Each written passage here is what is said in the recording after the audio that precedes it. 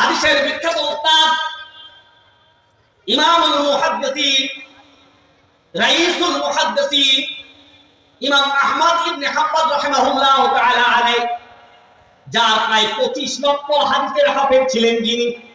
আল্লাহু আকবার বলুন। কত লক্ষ হাদিসের হাফেজ ছিলেন?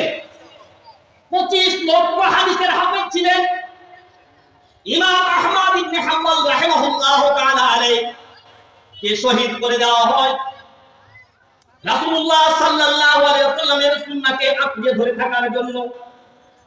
তাকে যেদিন শহীদ করে দেওয়া হবে, সালাতুত তাহাজ্জুদ আদায় করে, সালাতুল ফজর আদায় করে,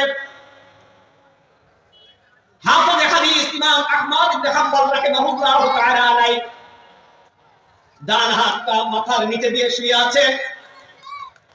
তার মুসনাদে এই ঘটনাটি বর্ণিত হয়েছে। তিনি বলেন, এমন সময় আমার চোখটা ঢুলুঢুলু হয়ে এসেছে। এমন সময় দেখলাম সাইয়্যিদুল আম্বিয়া খাতামুন নবিয়্যিন ইমামুল মুরসালিন মুহাম্মদুর রাসূলুল্লাহ সাল্লাল্লাহু আলাইহি ওয়াসাল্লাম এক হাতে শরবত আর এক হাতে জান্নাতের একটা রেশমি তোয়ালে নিয়ে আমার সামনে চলে এসেছেন। তার ডানে দেখি আবু বকর সিদ্দিক রাদিয়াল্লাহু তাআলা আনহু এবং বামে সাইয়েদনা উমর ইবনে খাত্তাব রাদিয়াল্লাহু তাআলা আনহু। আল্লাহ রাসূল সাল্লাল্লাহু আলাইহি ওয়াসাল্লাম আমার সামনে এসে বলছেন, আহমদ তুমি একটু ওঠো, আমি সরকারে দো আলম মুহাম্মদুর রাসূলুল্লাহ সাল্লাল্লাহু আলাইহি ওয়াসাল্লাম এসেছি শারাবান তাহুরার এক গ্লাস শরবত নিয়ে তোমাকে নিজ হাতে খাওয়িয়ে আমি একটু খুশি হতে চাই। আমার সুন্নাহকে এই পৃথিবীতে প্রতিষ্ঠিত করার জন্য তুমি যে জিহাদ করেছো। আমার ভাইয়ের গভীর মনোযোগ। ইমাম আহমদ ইবনে হাম্বল রাহিমাহুল্লাহ তাআলা আলাইহি বলেন, দয়ার নবী মায়ার নবী যখন চলে এসেছেন, আমি আর শুয়ে থাকতে পারলাম না। ঘুম থেকে উঠে আমি বসে আছি, চোখটা খোলার চেষ্টা করছি, খুলতে পারছি না। রাসূল আরবি সাল্লাল্লাহু আলাইহি ওয়াসাল্লাম বলছেন, আহমদ ইবনে হাম্বল আমি একাই আসিনি, দেখো দেখো আবু বকরকে সাথে করে দিয়ে এসেছি তোমার সাক্ষাৎ করার জন্য। এই যে দেখো আমার বামে উমর ইবনুল খাত্তাবকেও নিয়ে এসেছি তোমার সাথে পরিচয় করিয়ে দেওয়ার জন্য। হে আহমদ ইবনে হাম্বল, উঠো উঠো, এক গ্লাস শরবত খেয়ে আবার তুমি ঘুমিয়ে যাও।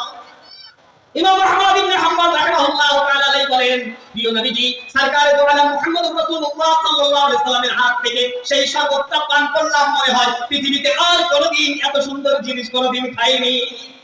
ঘুম থেকে উঠে তিনি চললাম, তিনি যে সেলে ছিলেন, জেলখানার যে কয়েদির যে সেলটাতে ছিলেন, উনি বললেন, হে উমর চলো চলো আমাকে গোসল করিয়ে দাও, আজকে আমার শাহাদাত নসিব হবে।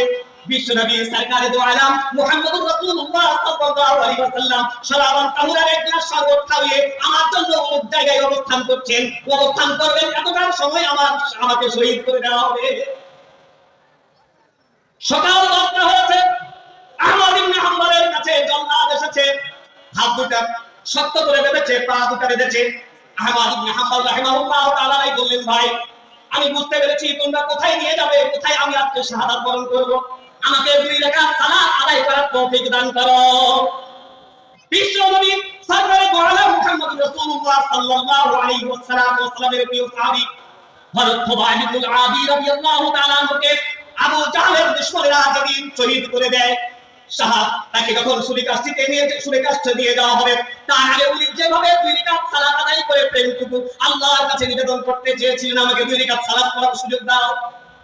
সালাত করার সুযোগ দেওয়া হলো, 2 রাকাত সালাত আদায় করলেন। হাতে হ্যান্ডকাফ, পায়ে বেড়ি, কোমরে বেড়ি পেঁচিয়ে বেঁধে তাকে নিয়ে যাওয়া হলো। কিছু দূর যাওয়ার পর তার পায়ের বেড়ি দুটো খুলে দেওয়া হলো, কোমরের বেড়িটা খুলে দেওয়া হলো। 2টা পাগলা ঘোড়া নিয়ে আসা হলো। 2টা ঘোড়া তার পায়ের সাথে, 2টা ঘোড়া পাগলা ঘোড়ার 2 পায়ে শক্ত করে রশি দিয়ে বেঁধে দেওয়া হলো। 2টা ঘোড়াকে 2 দিকে চালিত করা হলো। যে জায়গায় ইমাম আহমদ ইবনে হাম্বল বলেছিলেন আমাকে যে জায়গায় শহীদ করা হবে, আমি দেখতে পাচ্ছি প্রিয় নবীজি সাল্লাল্লাহু আলাইহি ওয়াসাল্লাম ওখানে আবু বকর এবং ওমর রাদিয়াল্লাহু তাআলা আনহুকে নিয়ে এসে আমার জন্য অপেক্ষা করছেন। ওই জায়গাতে তাকে দ্বিখণ্ডিত করে 2টা ঘোড়া 2 দিকে চালিয়ে 2 পা দিয়ে ছিঁড়ে তাকে দ্বিখণ্ডিত করে শহীদ করে দেওয়া হয়।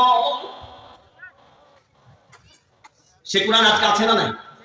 এই কোরআনের মর্যাদা রক্ষায় এই কাজটা করেছিল। সুবহানাল্লাহ বলে।